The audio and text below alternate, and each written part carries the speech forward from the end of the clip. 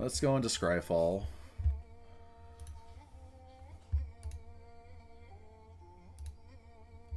Syntax guide.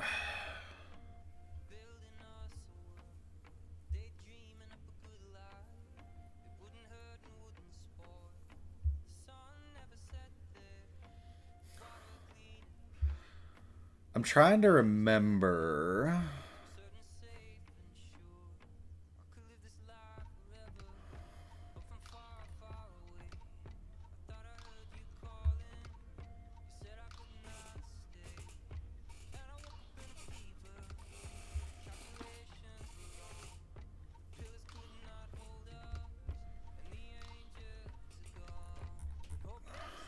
So, try to remember what I need to do to search for stuff that's in color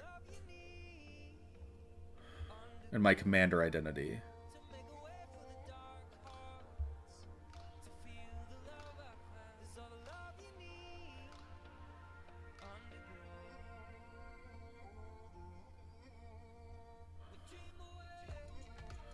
Okay, so we want to go ID like that.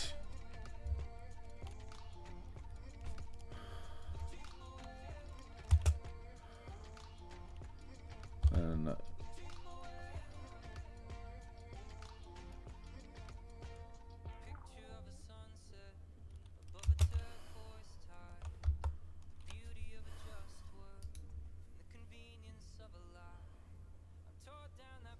okay, that didn't work. I don't know how to do the direct, like, specific search for stuff like this is easy. So let me look for just copy enchantment. That's what I should look for.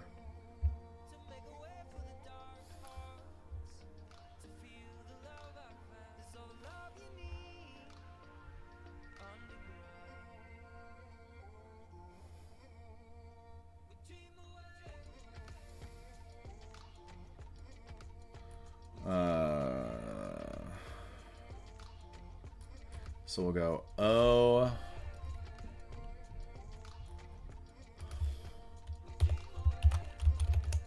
Copy. And then the type enchantment.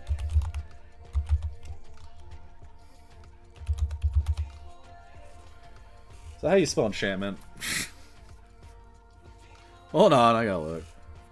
I don't remember for sure. I'm not here to spell. E-N-C-H-A-N-T. Oh, I have an extra E that doesn't need to be there. Enchantment is what I spelled, not enchantment.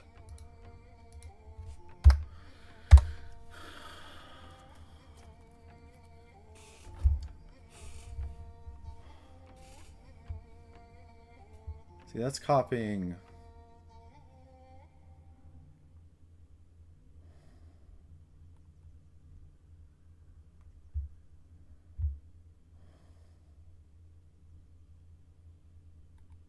See, I don't want... It did copy. It did do that. But it didn't focus on the enchantment part of it.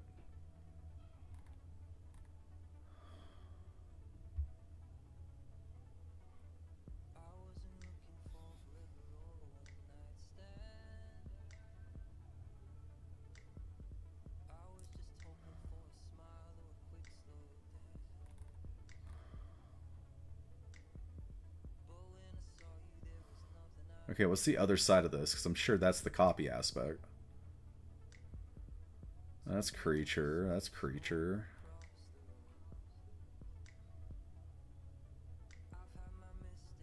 See, that's creature.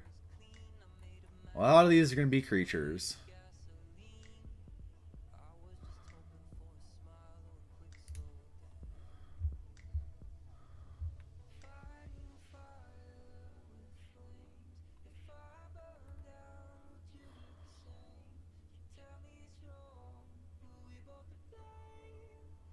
Huh. I could kind of do that with Storm of Saruman, but it's not exactly what I'm looking for. That's, yeah.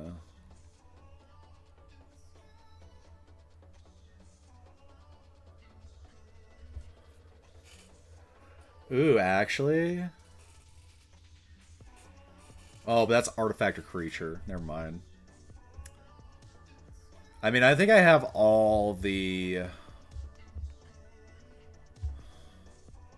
I have all the ways I possibly can to copy my Hedron in here. I don't think I'm missing any of them. Right? So right now, if I'm going to try and flush this out more on what I'm trying to do and keep it bracket 2...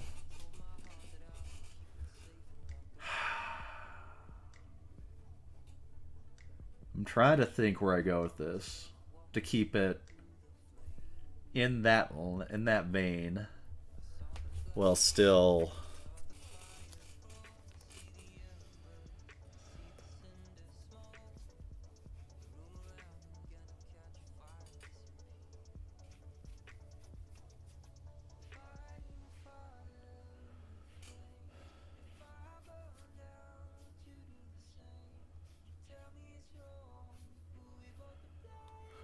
I mean, that's an option.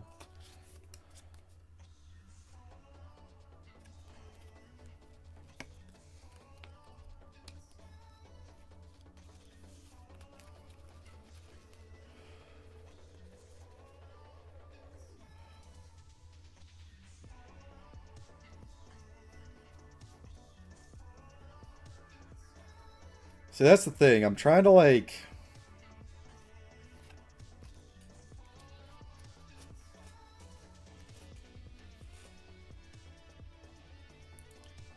I'm trying to think where I can go with this to, like...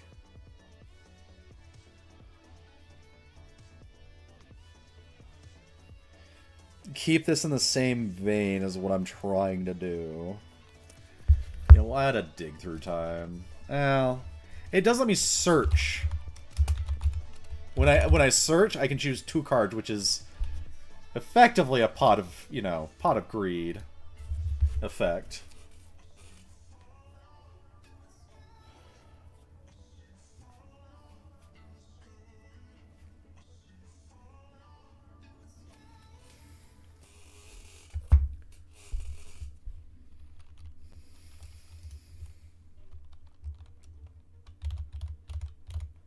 Oh, what is that? You know what I can do? Think about it. Let me see.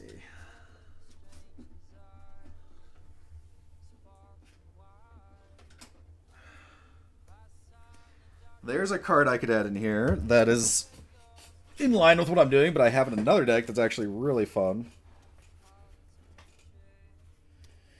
Yes. Cathar's Call. I love this enchantment. I have it. This is in my human tribal deck because my commander makes it so all my humans tap for mana. And Cathar's Call is you put it on a creature, and then beginning of your end step, you make a 1/1 human. So in a human tribal deck that makes your humans tap for mana, that just translates to at your end step, you get mana. You get a mana dork.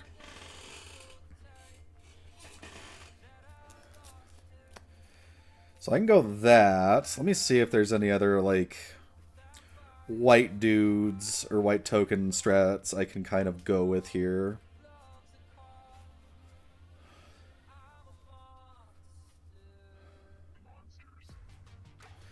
Oh, yeah, we can do that.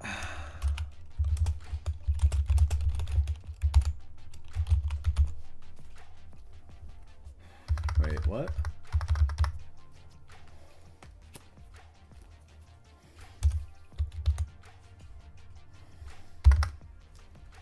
Is it not? What is it called? I thought I was typing in right. Apparently not.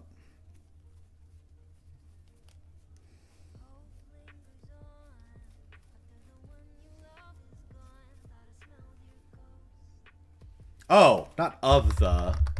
It's not of the, it's just the.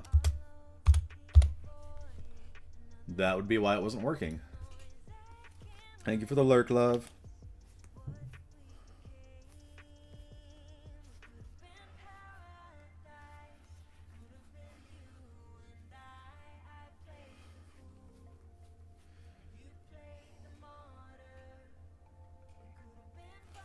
Yeah, we can go that.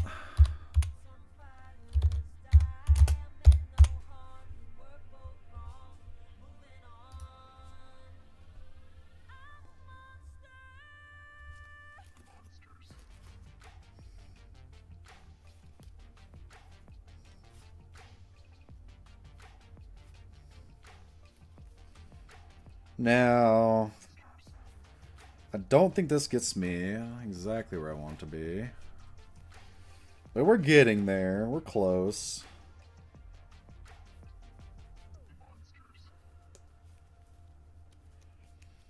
Like, I'm definitely close. It's just one of those... Let's see. I do want to get a little bit more token generation. Where are we at now? Number-wise, 53? Okay. Let me think. If I want to try and stick to 35 lands, right, I need to get to 65 for that main deck total, ideally.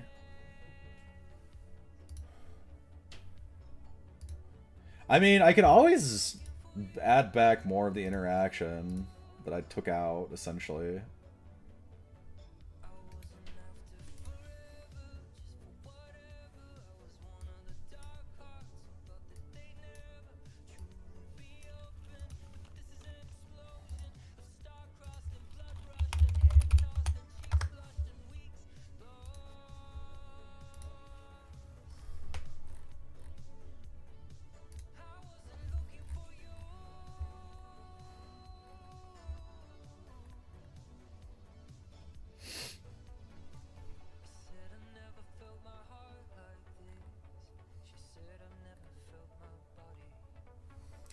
I mean, you know what? We'll add a few more draw.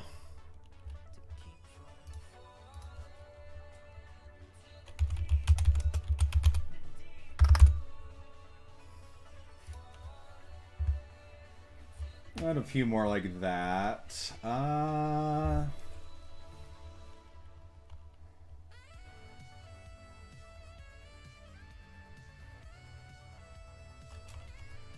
Yeah, we'll go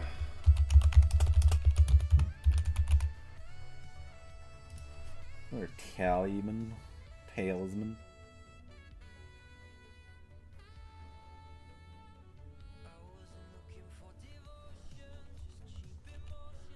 Yeah, we'll go oh, we'll go a bobblehead. I do want a little bobblehead deck. I have Mr. House, so I can build a Mr. House. Like, that's another deck I want to build.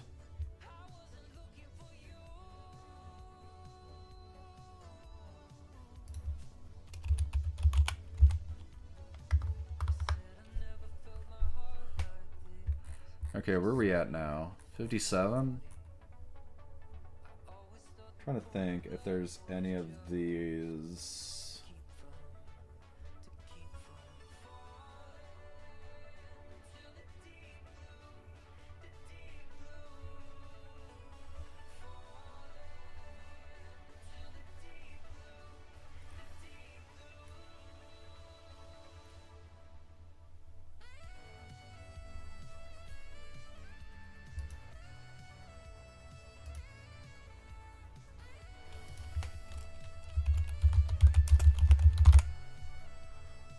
Yeah, we'll add that. It's just I'm trying to think based off the top of my head what I can think of. Because, like, I'm not the most adept at using Scryfall to search for, like, specific things, and I have specific things in mind. I mean, I'm pretty sure I didn't miss any copying enchantment stuff already.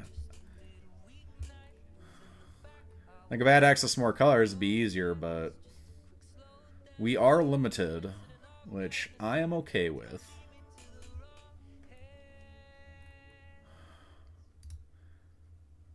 Yeah, that's instant sorcery. Which doesn't surprise me. Fair Malleys are probably tied closer to, like, instant sorcery.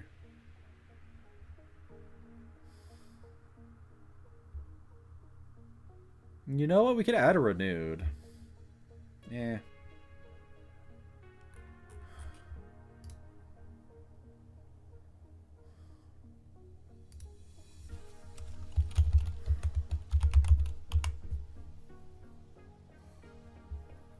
What do you mean you can smell the degeneracy?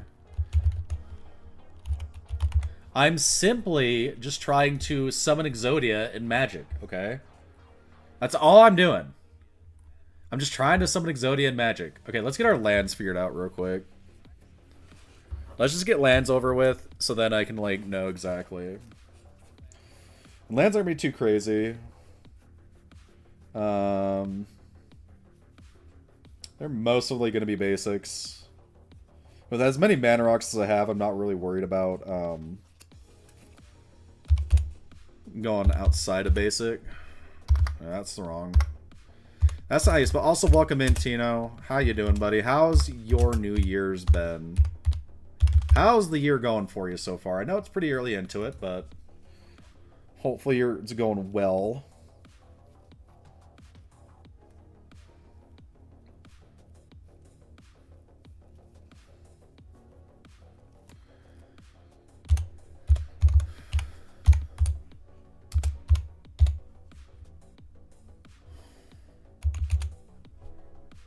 How did it... There we go. It's been alright. Okay.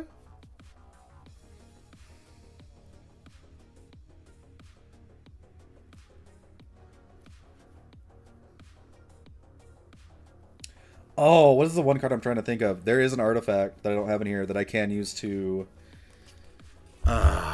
make a copy.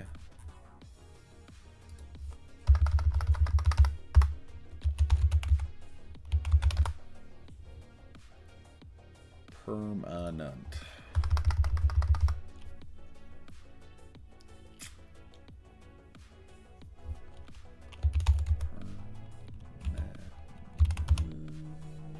This can't be right?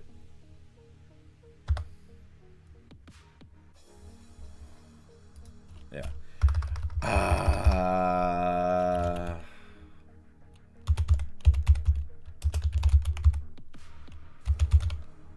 Two hours later.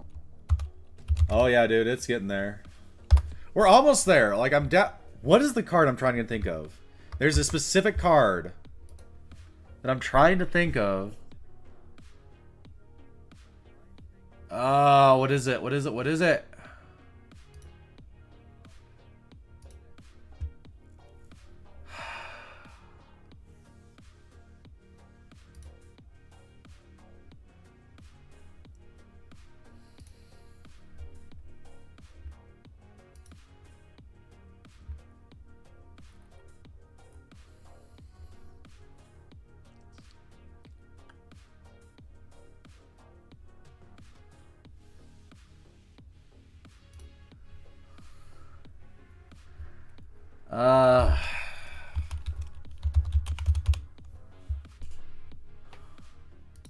Trying to remember what this card is. I know the exact card. I know the card I'm trying to think of. I can see it in my head.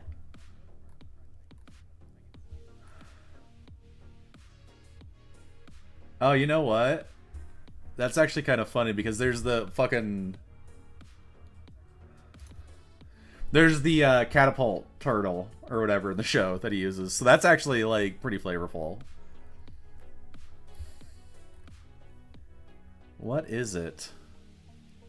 Oh, it's going alphabetical, isn't it? I want to go by mana.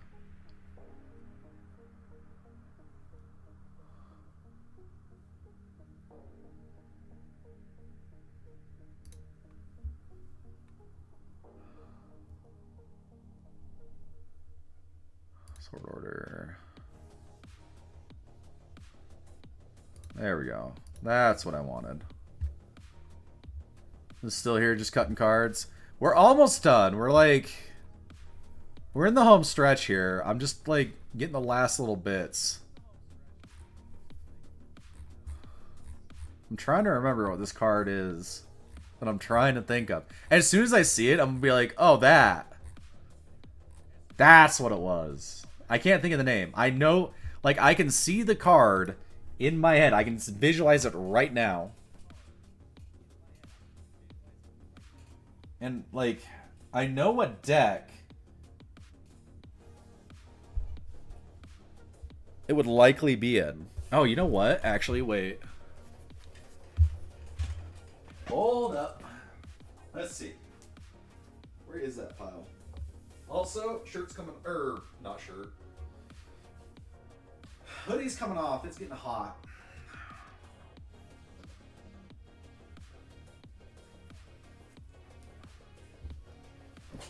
Okay.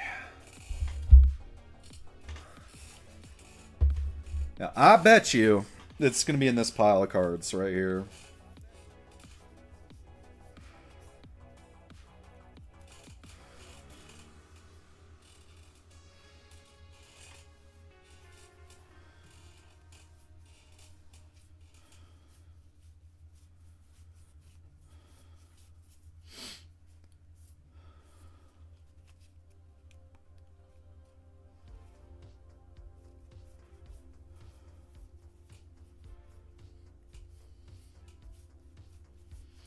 I know it's got to be in here. And I hate that because, like, I know the card. And as soon as I see it, it's going to be like, oh, duh. There it is. Oh my gosh. Lithoform engine. That's what I couldn't remember. I know I have the card.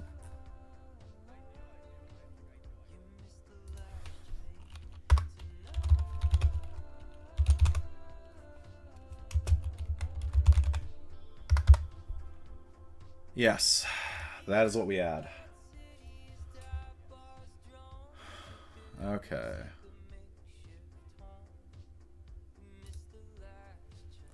So what are we at card-wise? Oh, what is the one land? There's a land I'm trying to think of. Oh, of Heliod's Generosity. Is that the land?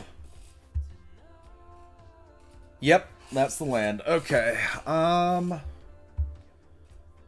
think at this point, land-wise, I'm just gonna just add basics.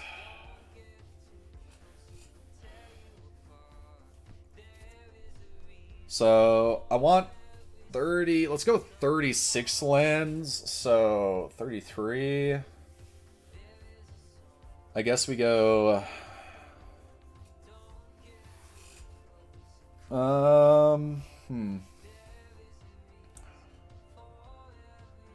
33. I can go 15... Or no. 16. So I can go 17 and 16.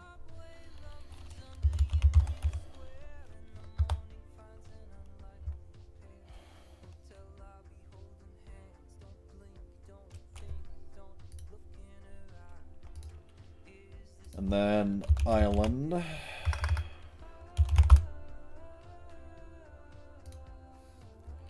And then for the plains, that's one I want a little bit more of. So that one we go 17. And we'll go 16. Here's Meet at 100. I need 3 more cards, y'all. I just need 3 more cards. What can I do?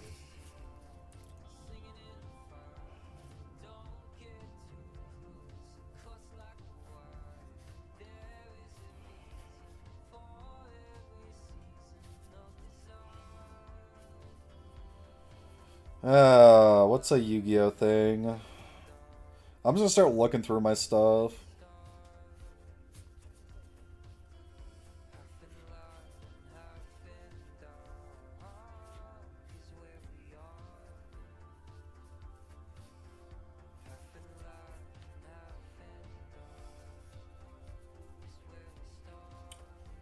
Like, I could add a little more token generation, I think.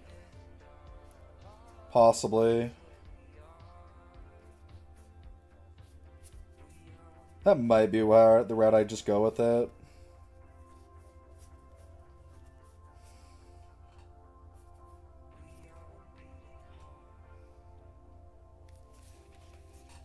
Oh, you know what I do want to... Just because I want to see it. Do I have my Millennium Puzzle Box? I mean, I could. I know a card I could add that could be kind of my Millennium Puzzle Box.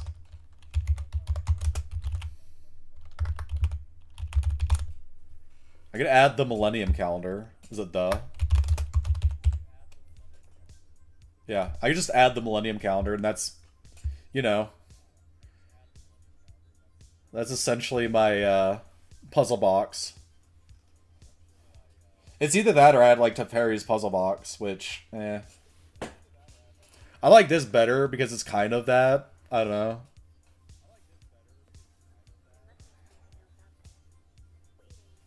Yeah, but Teferi's is annoying, especially with what I'm trying to do. It makes it, like, it's one of those, I'm already running some, like, annoying cards for people to play with. Although, it is pretty flavorful.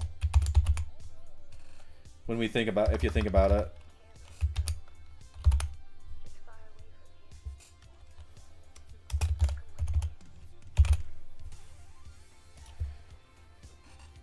Like, honestly, it's flavorful. I mean, it's one of those where it's like, yeah, it's irritating, but it's really not that bad in my opinion. Although we're gonna be playing on Spell Table, and I don't know how annoying that would be to deal with on Spell Table. That is one thing I'm wondering about. In Paper Magic, it's not hard, but I'll have it as an option, right? I'll build this as if this is, I'm gonna have this as paper, which eventually I will. And I'm gonna leave that like that.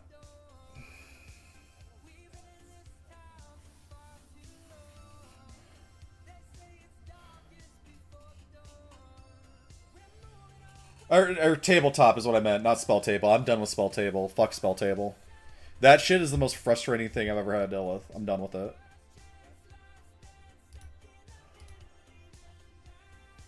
What if I just add one more Mana Rock type thing?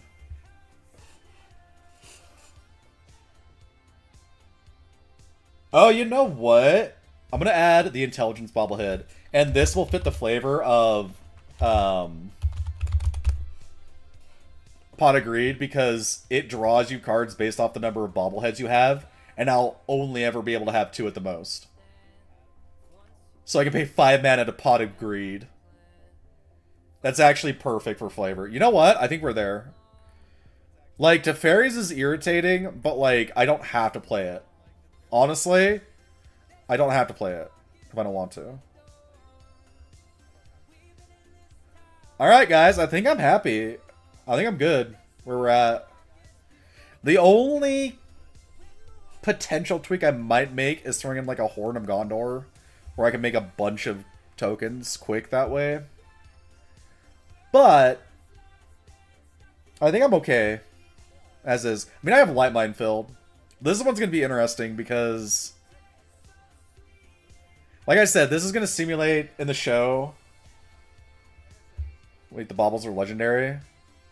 No. But, or the bobbleheads. So, what I mean is I can only ever have 2 of them. It's because in this deck I only have 2 of the bobbleheads. They're not legendary, but they check for the number of bobbleheads you control. And in this deck, I'll only ever have 2 at the most.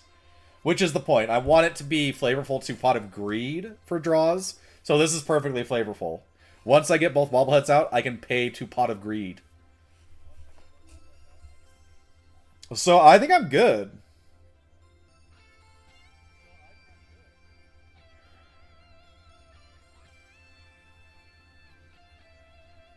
I think I'm good. I mean, this deck is definitely going to play very much like a defensive, very defensive focused. And like I said, most of this removal, I am going, like, I have a personal rule of mine where if it's not going to, you know, like, depending on if the, you know, it's a game-ending thing they're trying to do, maybe I'll use it then. But I definitely will try and only use it if they do something that shuts down my strategy of trying to assemble Exodia. Like something where they don't allow you to have a hand size type thing, or limit your hand size, or not let stuff go to the grave. You know, stuff like that. That is where I would use my stuff on it. Otherwise, I'm not really gonna use it on people's stuff, like, as much as possible. It depends, right? All this is, you know, unless someone plays something that's like just really just oppressive, dickish to the whole table, other than me. Because I do have Light Minefield. And, you know, Propaganda and Ghostly Prison. But those are kind of my Swords of Revealing Light aspect of it. And again, I have the Light Mine in because there's the one episode in Yu-Gi-Oh! Where he, like, uses the all the Kribos he made to, like, explode and destroy the Blue Eyes, which, you know, wasn't accurate to the actual card game mechanics, but, you know, looked cool. So, this is a close thing to it, where it's like, oh yeah, you can attack me, I have a bunch of Karibos that can explode in your attacker's face. And do they survive? We'll see. So, I like this. Like I said, I'm pretty sure I should have exactly 4 of both ways to get the Hedron to my hand, and exile, and destroy. Which is the whole point. Yo, welcome in, Jackabomb! How we doing? I just got done building my bracket 2 as close as I'm trying to keep it bracket 2, but my bracket 2 commander or magic summon Exodia deck. Now this deck has some hoops, mainly because in order for me to win, I need to have people be cool with rule zeroing and let me play a uncard. Which all it does is make it so my tokens become actual cards. And that's important, because my way to assemble Exodia is with Hedron alignment. Now, normally in Commander, you couldn't do this, because it's singleton and you can't have multiples of it, which it requires to have multiples of it in different zones to win. But with Clair de Lune, I can make copies of it, and Clair de Lune makes it so those copies can actually stay in the zones. Even though they were tokens, they become actual cards. So, in order for me to do the Hedron thing, people have to allow me to play with that commander. And the reason why I'm building this is later, in about, well, a little under an hour, me, my buddy, who we have a co-channel with, the Bargaining Table, me and my buddy Corbus, are going to jump in with our boy Retro, and my Corbus's buddy, and we're going to do a little bit of bracket 2 shenaniganery. Or as close to bracket 2 as they can swing. In hindsight, I realize I didn't double check on that. So, if not bracket 2, I have other options. In fact, I can put in another deck right now. I can put it in, I guess, solid bracket 3. What other deck do I want to put in real quick? That I, like, personally... You know what we need to do? Let's put in Griswold. This is my Griswold deck. It has changed over time. As to what it was initially. Oh, really? Okay, so...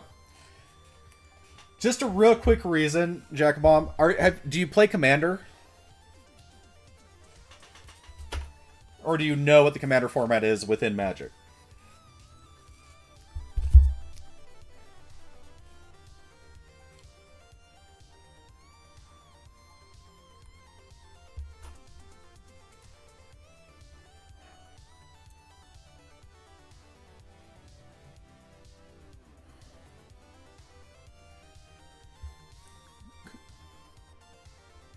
Okay, so you do somewhat. Okay, so... In Magic, how it works with tokens is they are not actual cards. You can have cards that you get from packs that can be used to represent that token, but they're not an actual card. So what happens with tokens, usually, is if they were to leave the battlefield, they would go to whatever zone they would go to. If you destroy them, if they die, if they get exiled, or if they get bounced to your hand, they go to those zones. But then once they're in that zone, they cease to exist because they are no longer they're not an actual card, so they can't stay in that zone. They go to it, but they don't stay there. And so the reason why I need to have what's called the Rule Zero conversation, where you let people know in the group, hey, I'm doing something outside of the typical, rules or whatever, or are you guys cool with me doing this? In this case, it's playing Clair de Lune, because Clair de Lune When she enters, it makes it for the rest of the game that my tokens are actual cards. They're still tokens, but they gain the effect of being an actual magic card.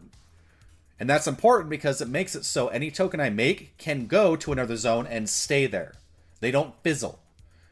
And I need that to happen because Hedron alignment, if you have, at the beginning of your upkeep, you can reveal your hand. And if you do, you win the game if you have own a card named Hedron alignment in exile, in your hand, in your grave, and on the battlefield. So, normally in Commander, since it's singleton, and this card doesn't say you can have as many copies as you want in deck, you can't win that way. Because in Commander, normally, if you made copies of it, as soon as those copies went to the grave, to your hand, to exile, they would go there, but then they would cease to exist. They would fizzle. But with this Commander, if they allow me to do it, or are cool with me playing an uncard, which it's not the most drastic uncard, that it enables me to get that win condition. Because now, once this card hits, for the rest of the game, every token is a card. Is an actual magic card, which means it can go to zones and stay in different zones. So that's what I meant by Rule 0 conversation. Like, if I have that conversation and people are like, no, we're not cool with you playing an uncommander, then I can't play this deck. This deck is only playable if people are cool with that. Which I am fine with because I have so many other decks. So I'm okay with that. It will not make me super sad if, they don't or aren't cool with it.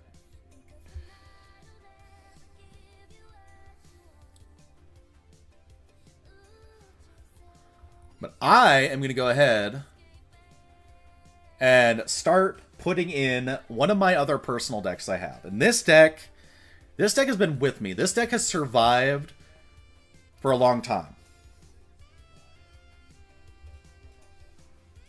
They're mad at you? Why? Did you see something really powerful and you thought it was cool and you wanted to do it and then you didn't realize that it's people who've been playing a while have faced that over and over and are tired of it? Because that happens sometimes with new players. They'll play certain strategies or certain things that they are new to, so that it's really cool to them. But if you've been playing as long as I have, I've been playing for over 10 years, it can get kind of irritating to see it over and over. But you're building up braids. Which braids?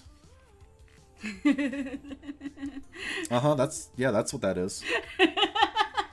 Got to keep those fingers dexterous. So braids, like mono blue braids.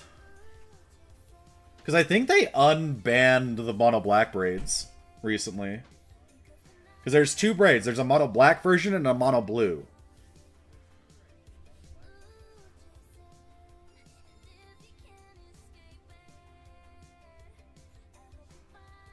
Alright, real quick, let's start putting in that other deck. And this other deck... And let me show it off real quick. So this other deck utilizes Griswold. Let me get it out of the sleeve so I don't have light glare from coming off it. So, hold on, let me get it in position. So, my commander's Griswold, but our boy Don Dragon here was kind enough during my birthday to come up with his own special art for it and immortalize me as my favorite commander. This deck is kind of my baby. My Griswold deck, I have been playing it. Oh, yo, thank you for the follow, Jack-a-Bomb. Dropping the bomb. Hitting that follow button. Appreciate that. It's the one that just got it in name. So is so the color of it, is it blue or black? Is it a blue or a black card? Does it require islands or swamps? Because that determines which one it is. There's one blue one. There's two black ones, but I think one is either still banned or just got unbanned. I don't know if that's the one you're playing.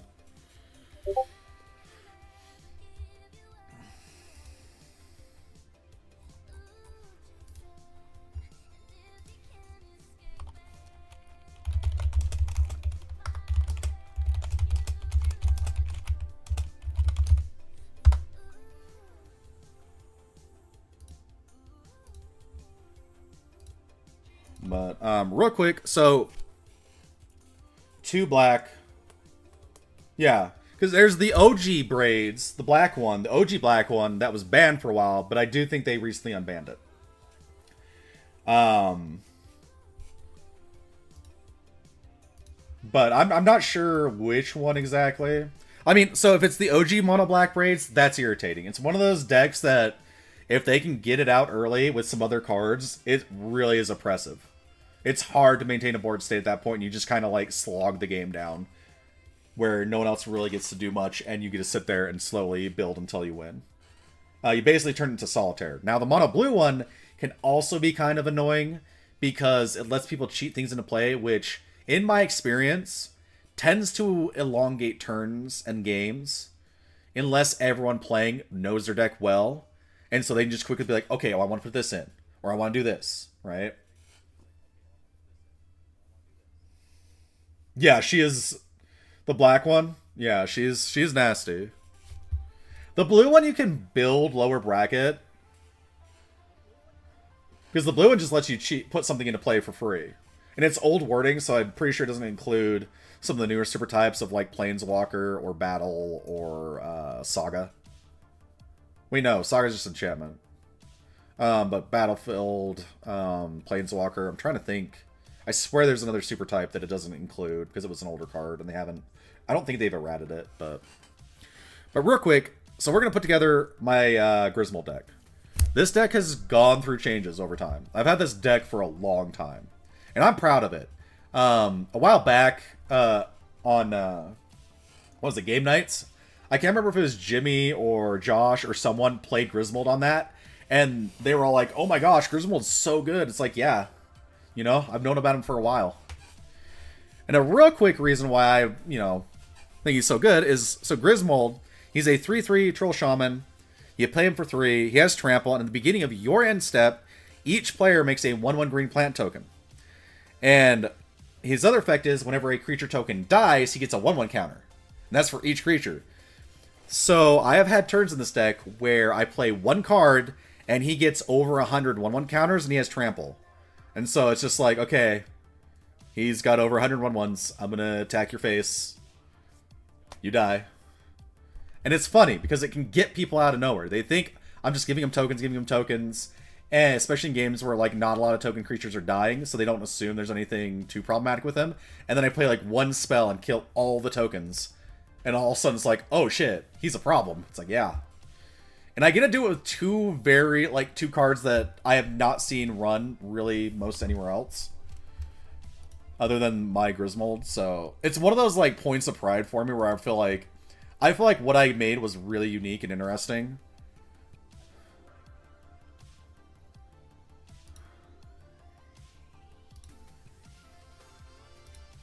So let's go ahead and get our Griswold going.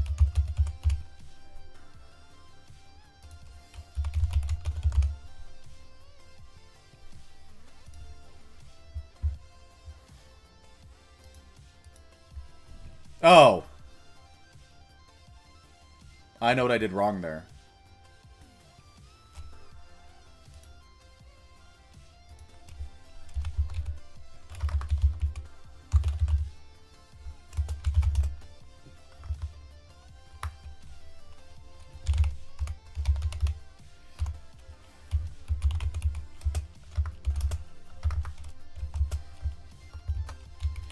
Now, this is the name of the proxy, alternate art, that my boy Don here made, which came out amazing. Again, thank you so much, Don.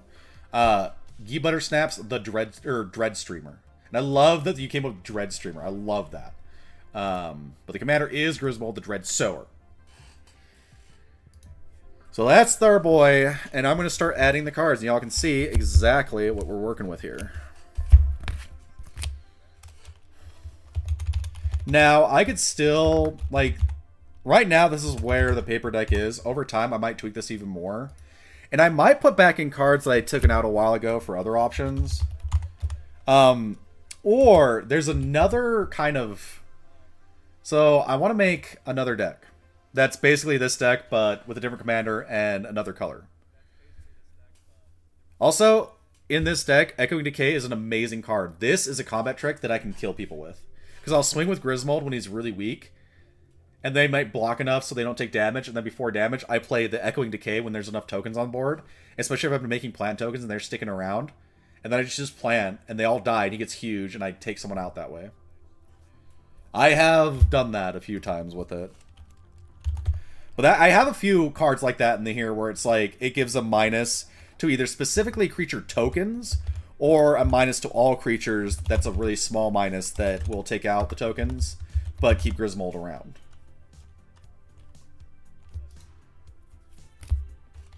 Then I do have, like you're about to see, this Vengeful Blood Witch. I do have some aristocrat effects, just in case people are, you know, preventing me from keeping Grismold on board, or someone plays something that prevents me from being able to attack into them.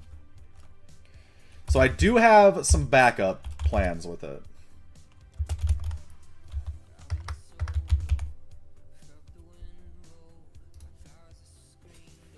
Did I? Oh, right there.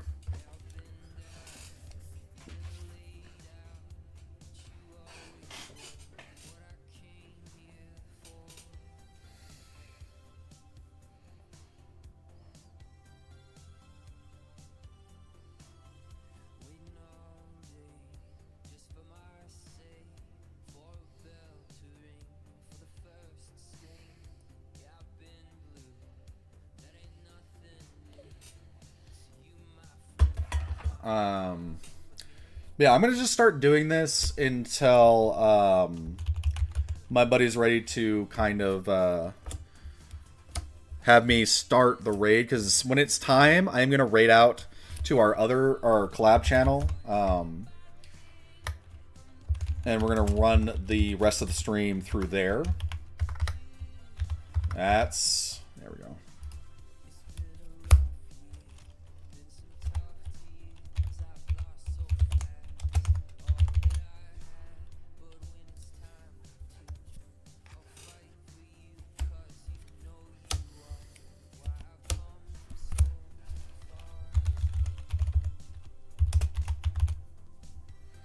Then, of course, you know, when Mirkwood Bats got printed, I saw that, and I was like, oh god, yes, that needs to go in Grismold so fast.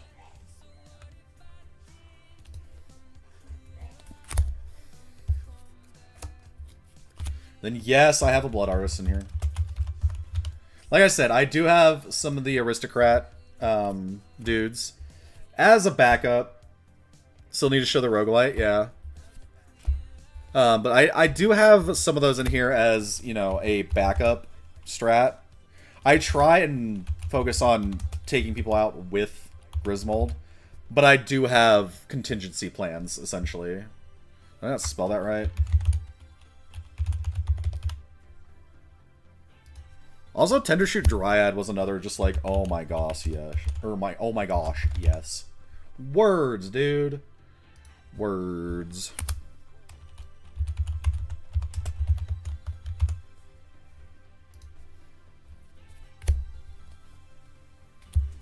Oh, also this land, dude. Shizo Death Storehouse.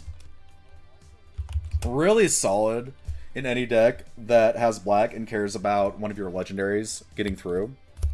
You'd be surprised how often I'm able to get through just by giving him fear.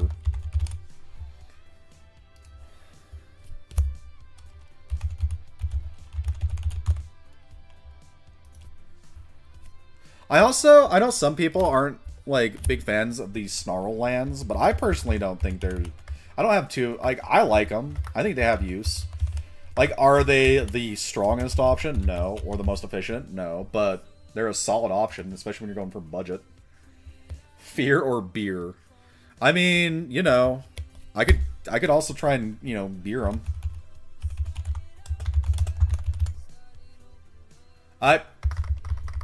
Beseech! Beseech! Goddamn. I can spell.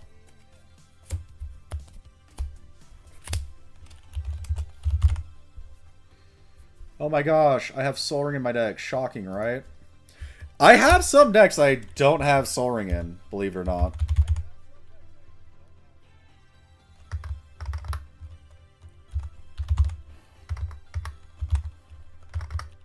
God. I can spell.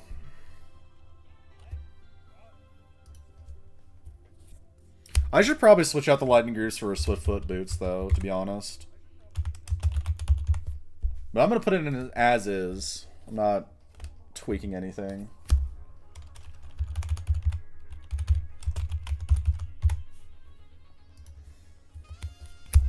Oh, also Forbidden Orchard. I love this this land in my or in this deck. Taps for one of anything, and I give people tokens that I can use as fuel, so it's, you know, a win-win.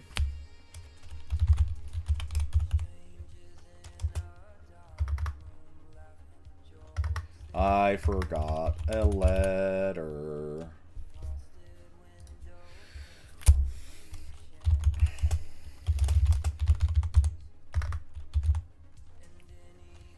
But there is some tweaks that I'm going to be making with this pretty soon. So it's not going to stay the same as it is right now. Because there's certain things that I've taken out that I want, like, over time that I want to put back in. I thought that's how I spelt it, but apparently not. Now, this is one of the cards that I love that is such a specifically a specific tech card that I don't really see played anywhere else but this deck. Just to show it off real quick, it's Illness in the Ranks. It's a 1-cost black enchantment that just makes creature tokens statically get -1/-1. So if I have that out with Grismold at end step, I just put 4 1/1 counters on them. It's great. Know what? I don't see people running it either, like, ever.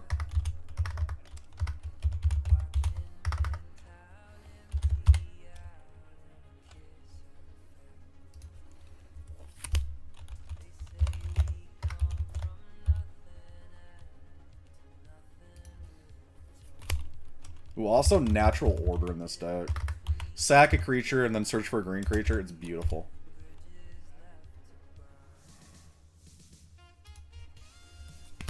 Ooh, another one. So I haven't seen a lot of people run this dude as much, especially in Aristocrat decks. But Krav the Unredeemed. This dude is so good, and I'll show you why. So the Krav, he has partner. You don't care about that. You care about this part. Pay 1 black, sacrifice X creatures. So X is whatever you want. 1 black mana, sack as many creatures as you want. Then target player draws X cards, gains X life, and puts X counters on Krav based off what you sack. For 1 black mana, you can sack as many things as you want and gain a bunch of life and draw cards and make him bigger. It's so good. Like, yes, he's 5, but so like in higher bracket, you may not, that's where he might, like, you know, get paced out. But in bracket 3, I'm surprised I don't see him more. Especially in, like, people when they're playing any kind of, like, Aristocrat strat. Like, why are we not? Then yes, we have Skull Clamp. That's... Sometimes my brain gets ahead of my typing.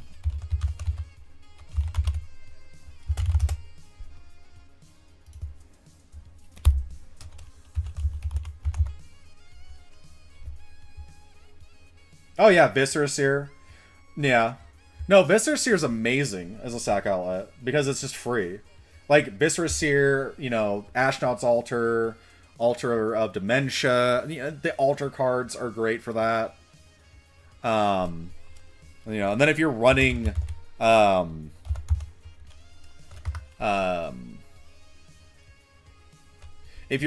artifact strategies, then you have Core Clan Ironworks, which is basically you know, I just said it too. You know, the altar that lets you sack for 2 colorless. It's basically that, but for artifacts. Also, welcome in, buddy. Like I said, just let me know when you're ready, and I will get the raid going. I'm just putting this deck in. I forgot to double check. Are you good with running bracket 2? Because me and Retro have a couple bracket 2 decks we want to try. No, you're good, dude. Do not worry about it. I always appreciate a good lurk.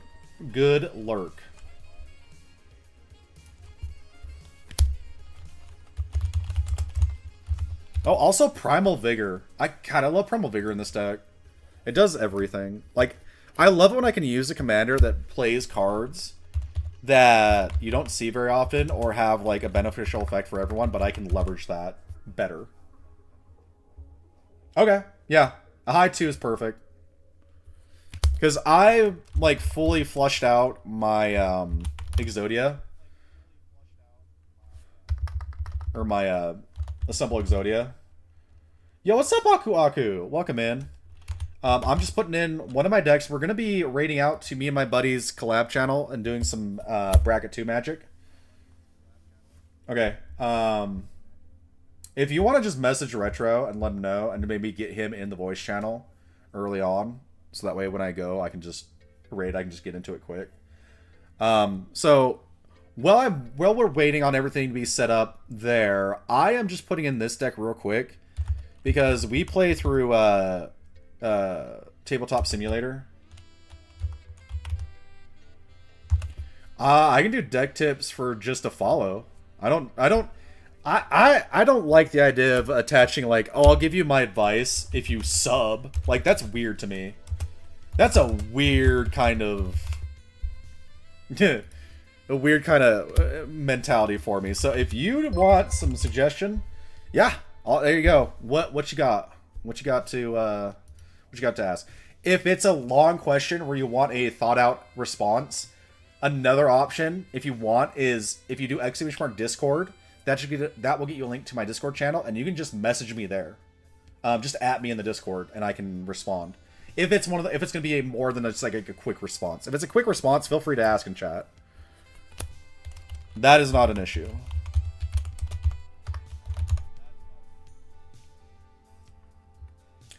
So like I can get the without consideration, but like I personally would find it a little weird and honestly a little cringy to be like, no, you gotta sub to me. You gotta sub to me if you want me to look at answer a question. You know? It just feels weird. Like, maybe if I was like a really like massive channel, right? And I had a very large, you know, viewer base where, you know, a lot of people might want to ask me questions, and then maybe I can see that.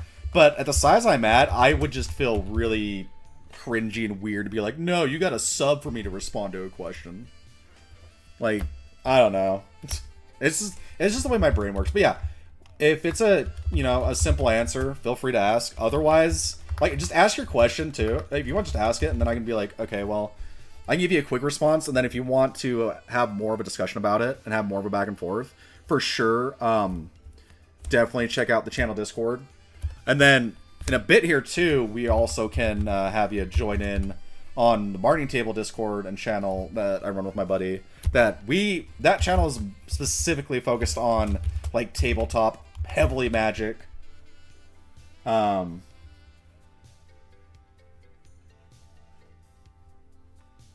You guys are pretend, yeah. But yeah. What's the what question do you have? I will do my best to answer it. And like I said, if it's, you know, a little more nuanced and would take more time to go through, that's something that we can definitely, if you want to join the Discord and then just at me in it with a question, we can have, you know, have a little back and forth that way. And then also, that's not Croson. We can also get you into the Bargaining Table Discord as well, because my buddy Corbus here too, very knowledgeable when it comes to like higher bracket play. He leans more into he understands the higher bracket better than I do.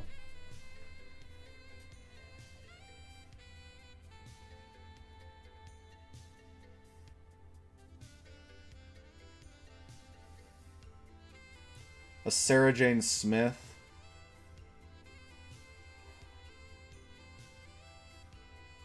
I'm trying to remember exactly what Ravka Passion does.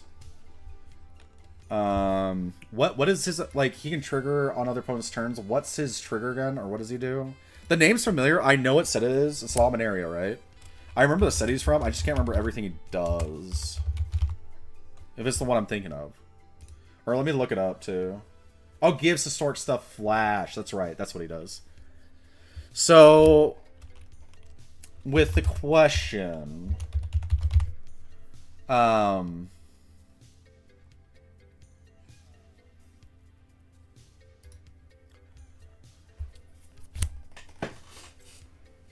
then trigger it in the deck or a Venet with 30 cards.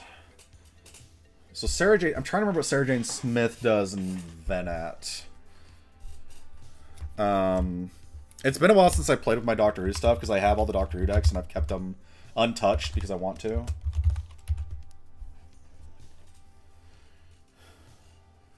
Well, yeah. Corbus, you like everything. It's just, as far as knowledge and understanding, you are definitely more knowledgeable and understanding when it comes to higher bracket stuff than me.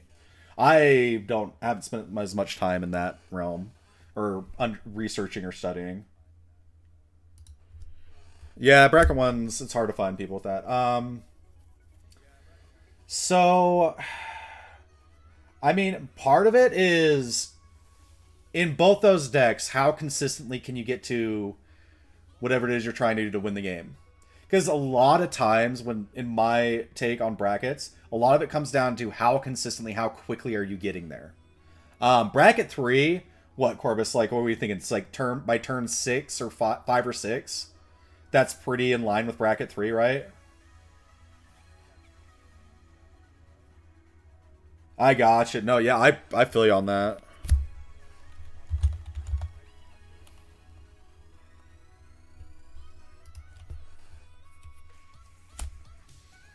Bracket 3 is higher. So what?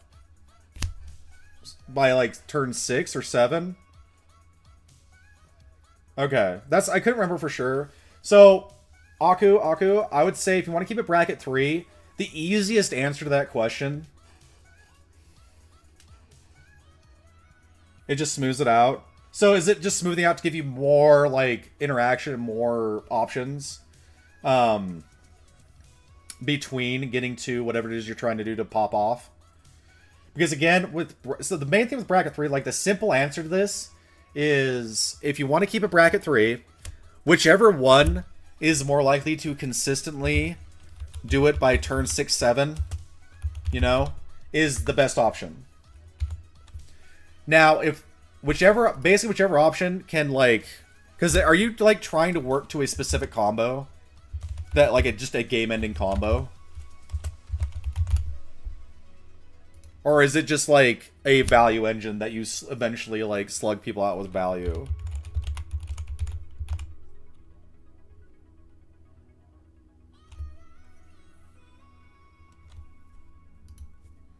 Because I don't remember what Sarah Jane Smith does, and I'm not sure what the other guy does.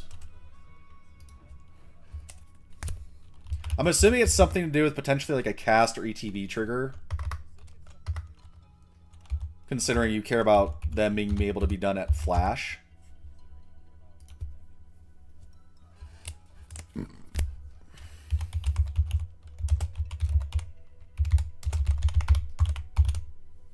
Yeah, I'll look at them in a second. I just got like one more card to put in here, and then I will look at it real quick.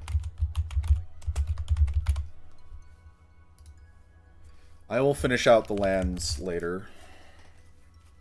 This was just kind of like in between.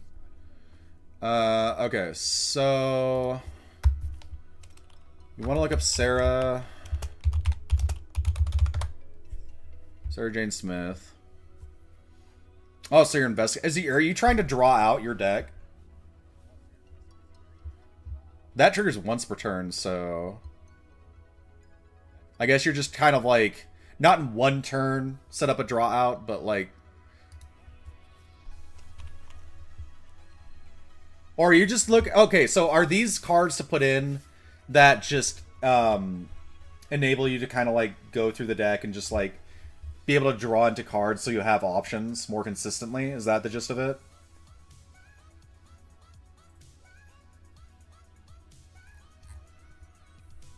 It's a draw engine. I mean, bracket 3, I think Sarah Jane's a very fair bracket 3 option.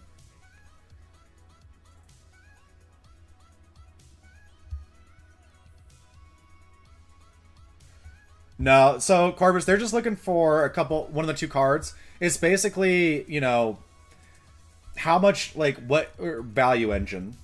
It's basically a value engine is what you're looking for to make it so you can consistently get to have options is what I'm understanding. Oh, okay. Venat.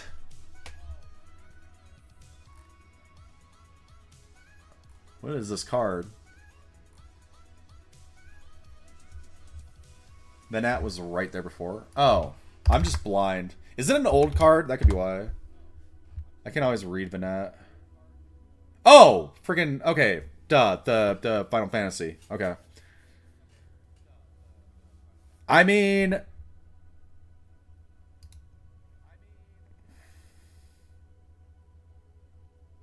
if you care about it being more of a value engine, Sarah Jane Smith is probably more of the strictly value engine focused. Because Venat also has the option of removal, and it's exiling. And it can also flip. I mean, you flip it and you get into options, which then...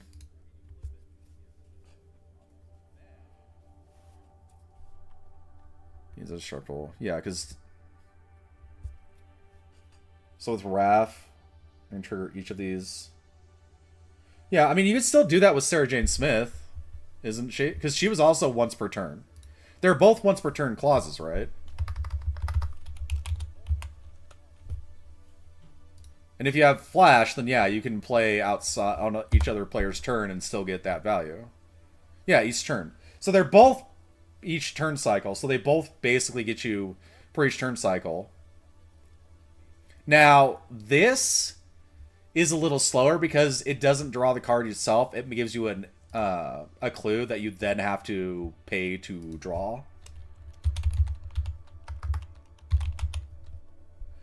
I mean, I would say Venat would be fine in a bracket 3. And in a bracket 3, I think Venat is fine. To me, Venat is more of the bracket 3 card than Sarah Jane Smith. Sarah Jane Smith to me is more of the bracket 2. Because she doesn't in itself draw you cards, she gets you something that you can draw cards with. But they both trigger the same. They both trigger the draw if kind of the same way. Like, Sarah Jane can be better depending if you're going for a clue strategy, but just in a vacuum of they're both used to enable drawing cards. Venat is, to me, more of the bracket 3 option than Sarah Jane.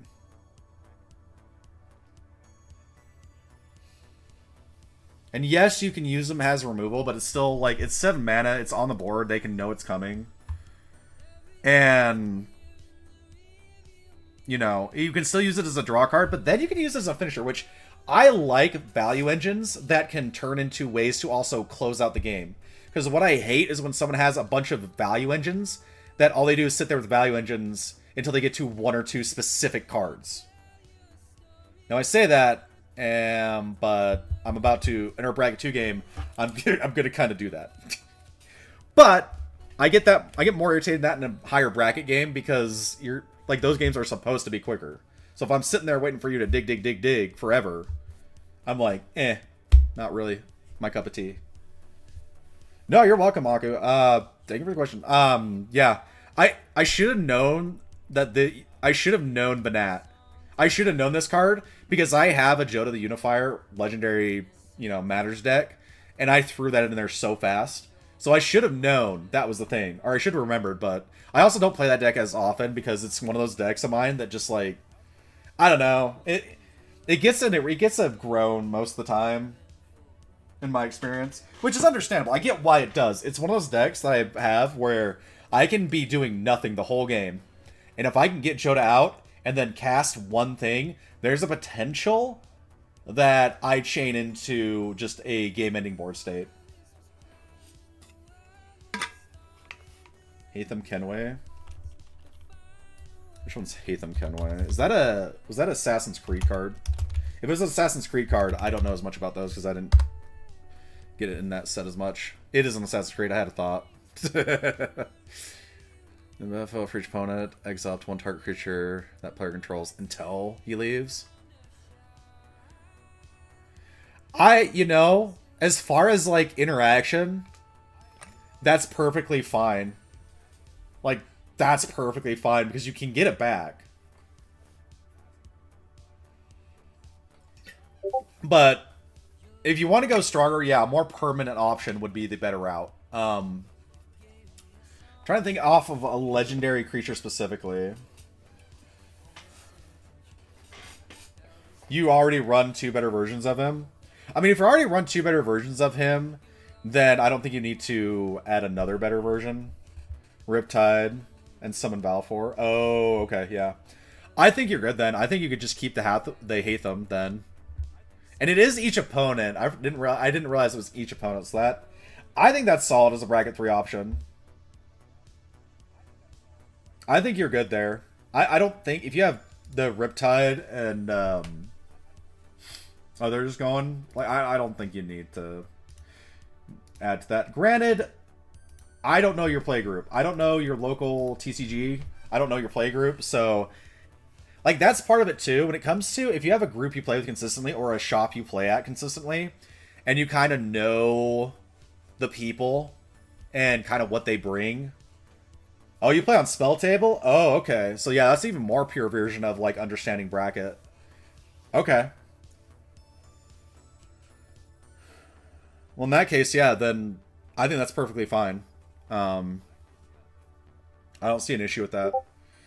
I don't do Spell Table anymore a lot because I have had too many issues when I've been trying to stream while playing Spell Table, where I can't have a face cam up while I'm trying to use an overhead.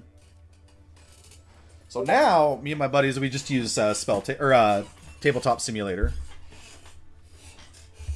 as the primary option.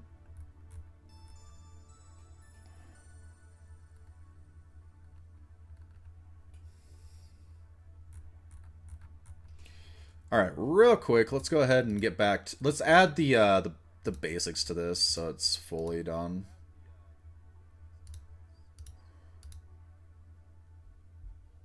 Oh wait, I need to go here.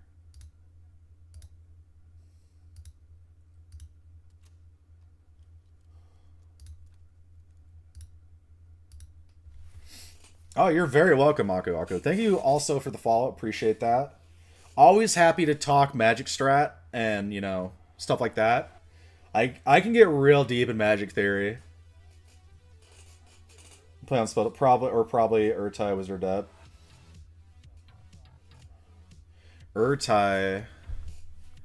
Is he the one that's no, that's not the one I'm thinking of. Urtai Wizard of Debt. The name's familiar. As soon as I see the card, I'm gonna be like, oh yeah, that guy. But I'm not able to off the top of my head. Oh yeah, this guy. Honestly, so in a vacuum, he is irritating, but you can play around it pretty easily. In a vacuum with just him.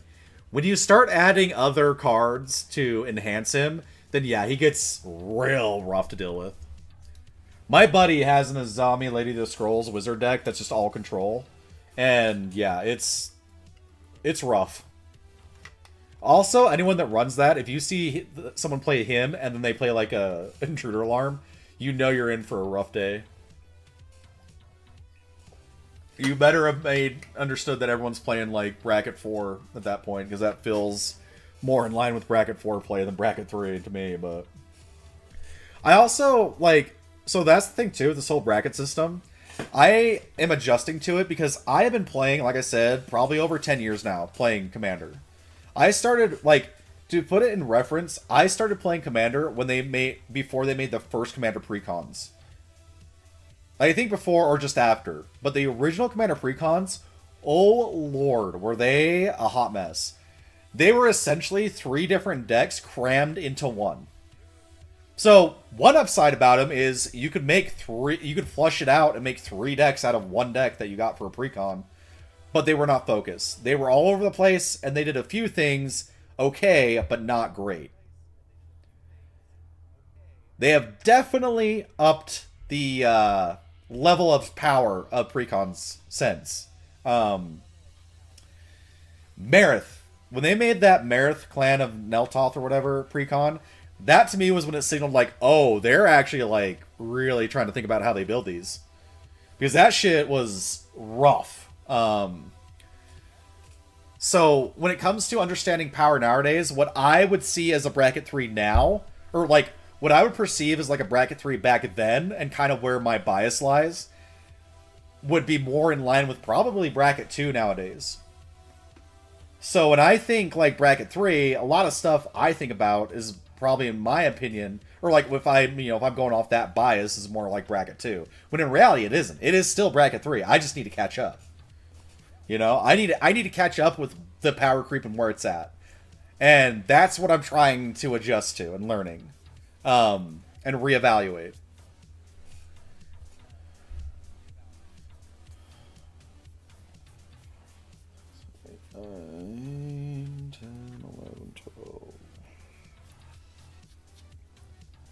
Let me double check these lands, make sure I'm getting them right.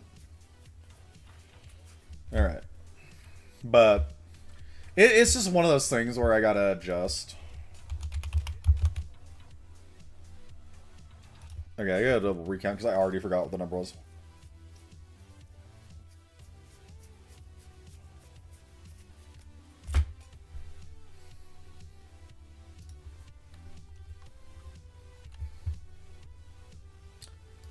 Corbus, if you're still in here and you just sent that invite to the game, if you want to let me know if the stream is up so I can raid out.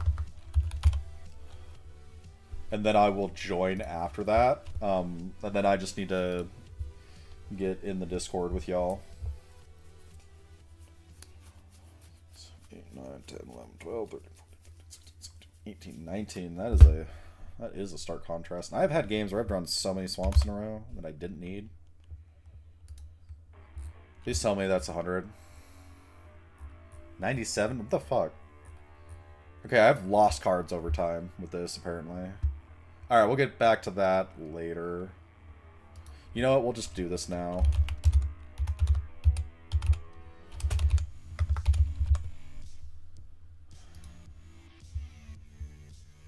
Right. There's Clackbridge. What's another one that just, like, gives tokens? Oh, yeah, what's the fucking artifact? Oh, there's an artifact I'm trying to think of. I'm not going to worry about it right now. I'm not.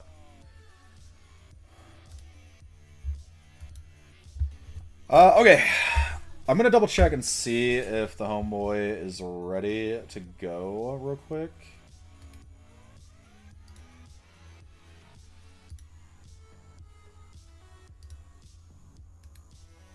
And then if he is, we'll be raiding out.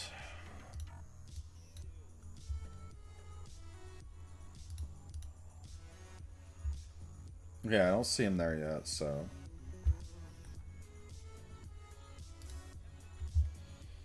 How is the home fries? We're finding out.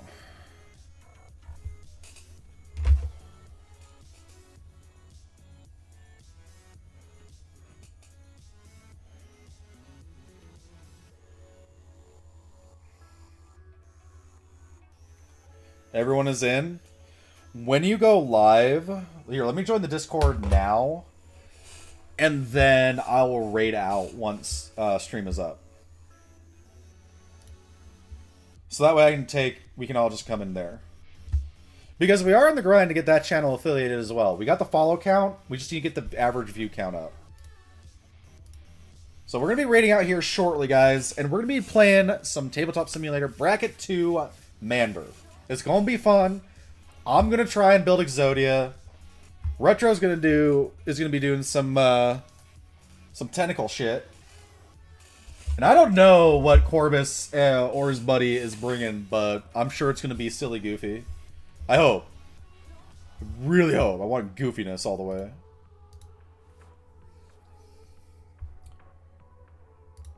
Getting in the Discord momentarily. Just gotta find it. Hey, buddies. Hello? God, it's me, Margaret. Are you there? No. Ah, he answered. Okay, well, that's proof God's there. God's real.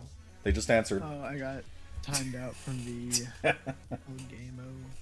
That's partially because I haven't joined it, I think, too. I'm waiting until the stream's up so I can raid into it, and then I'll do it. Well, I can do it now, I guess. I can join now. Yo, McPherson! McPherson!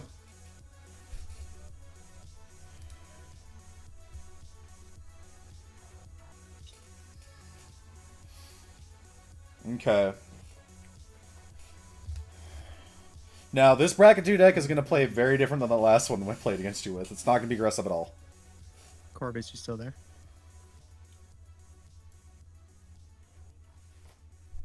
God, I forget the fucking Bloodspire thing right off the get-go.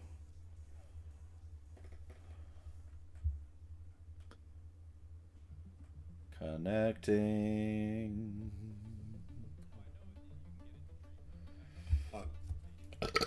Oh, excuse me. But that being said, guys, going forward on my main channel, I'm going to be doing more Magic stuff here and there. As far as gameplay, it's probably more focused around bargaining table stuff, but... There goes Corbis. Client timed out. Yeah, I think he crashed or something. He left the Discord as well. Okay.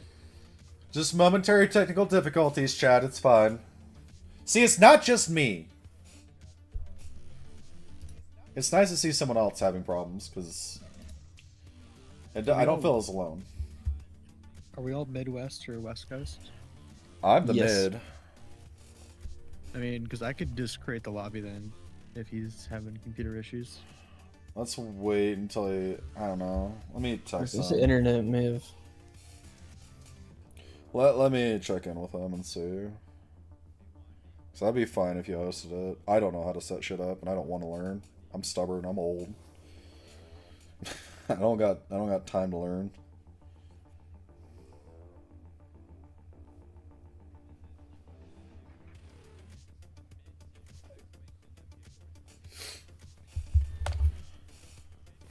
But, yeah, chat, I'm going to be also, any of the decks I start building on stream, I'm going to be posting in the channel Discord, as well as getting stuff set up in the bargaining table. Yeah, he says internet crashed. Oh no. I mean, I can always... See, it's hard for me to... Yeah, okay, Retro, set it up. Okay.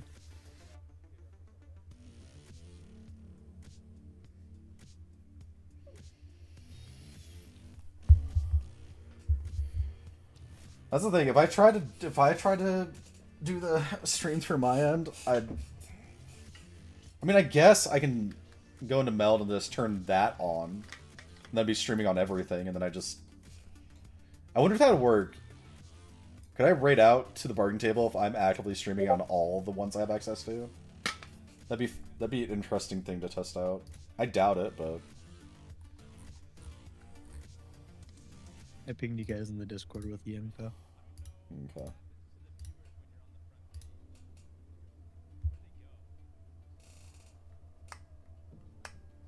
Oh, okay. Yeah.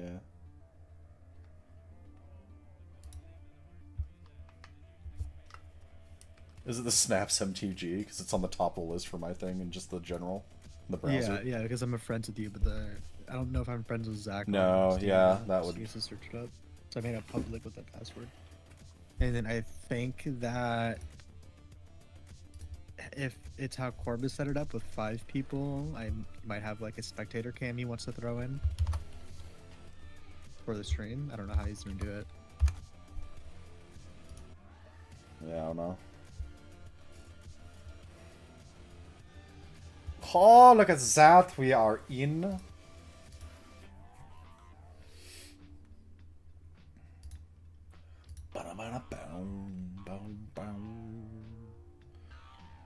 I shall be the red.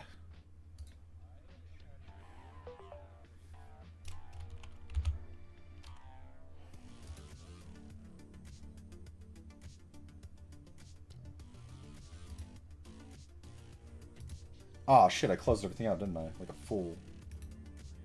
You nerd. Like a damn fool, I did.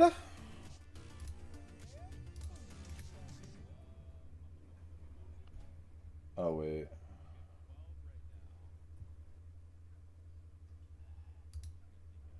Did I? Oh, I did. I'm 90% sure I did. We're gonna find out.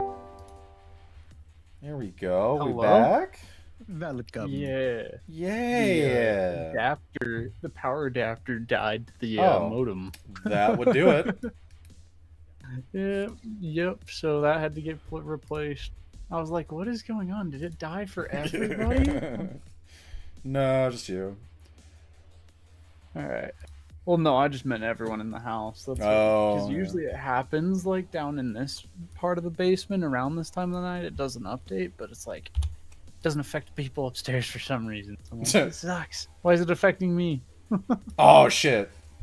Hold on, I gotta search my deck. Let's see. Because I realized when I was making this in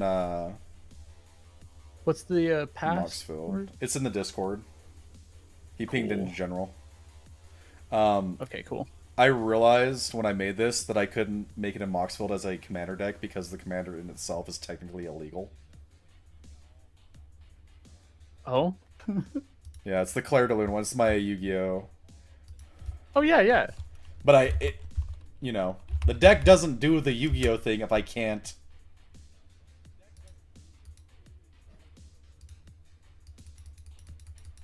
Why can't it find it? Okay. I am gonna start streaming and let it run for a second, and then you can hop people over whenever you're ready. Yeah, that's good because it's going to take me a minute to find my commander, essentially.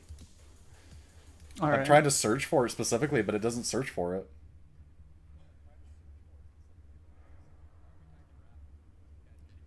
I don't know why. Did you forget to put it in the deck? No, it's in there. Search for Claire de Lune.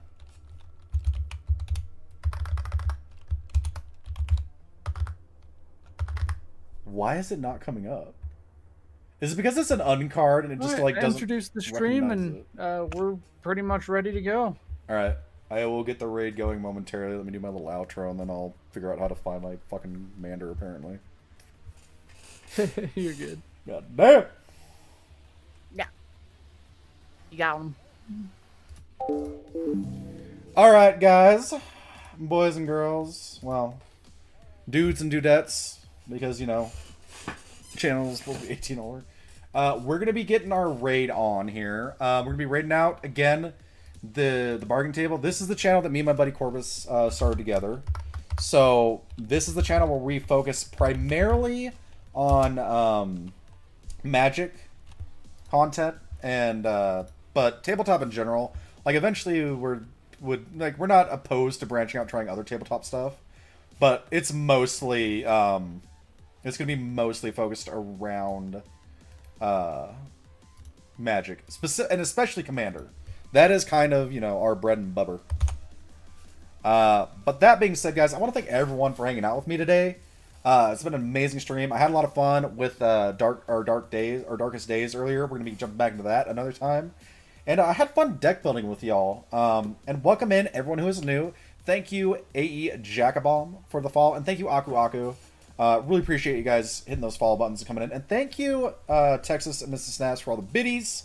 Thank you, Dawn, for the resub, brother. Appreciate that. 4 whole ass months. And Cozy Co, thank you for the follow as well. I think that covers...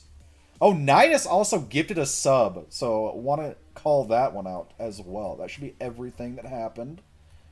Yep. Okay, and Texas, thank you for the biddies as well, brother.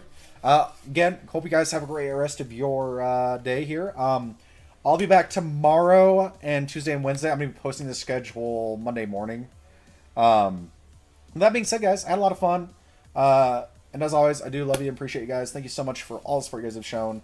And as always, guys, I hope you have a great rest of your morning, afternoon, or evening, wherever and whenever you are. And let's go ahead, get this raid ready to go. I should head in sooner, because then it'd be a smooth transition, and I wouldn't have to wait for this to count down. Alright, guys, let's go raid the Bretta, and I hope you guys have a great rest of your night. And I'll see you shortly.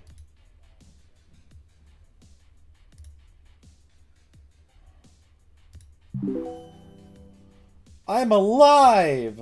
Let's see. I'm a real boy.